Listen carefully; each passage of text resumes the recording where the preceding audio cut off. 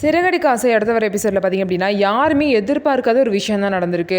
ரோகிணி பார்த்திங்க அப்படின்னா நல்ல வசமாக மீனா கிட்ட மாட்டிக்கிட்டாங்க. ரோகிணி அவங்க அப்பாவுக்கு தவசம் பண்ணுறேன்னு சொல்லிட்டு அவங்க அம்மா கூடயும் ரிஷி கூடயும் உட்காந்து தவசம் பண்ணிட்டு இருக்காங்க. அப்போ கரெக்டாக மீனா குளத்துல தண்ணி எடுக்கிறேன்னு சொல்லிட்டு அந்த சைடு வராங்க. வந்தவங்க பார்த்திங்க அப்படின்னா ரோகிணியை பார்த்துட்டு ரொம்பவே ஷாக் ஆகிட்டாங்க.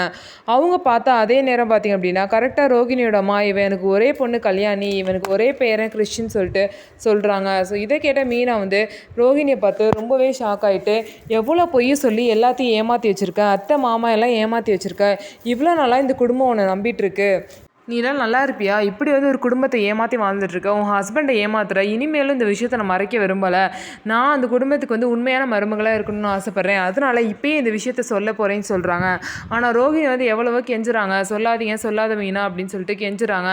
நீங்கள் சொல்லிட்டு வரத்துக்குள்ளே உயிரை விட்டுருவேன் அப்படின்லாம் சொல்கிறாங்க. கிறிஷ், ரோகிணியோட அம்மா எல்லாமே பார்த்தீங்க அப்படின்னா மீனா கிட்ட போயிட்டு இந்த விஷயத்த சொல்லாதீங்க ஆண்டி அப்படின்னு சொல்லிட்டு எல்லாமே வந்து கெஞ்சுறாங்க. ஆனால் மீனா பார்த்தீங்க அப்படின்னா என்னால் முடியாது, நான் சொல்ல தான் போகிறேன்னு சொல்லிட்டு கிளம்புறாங்க.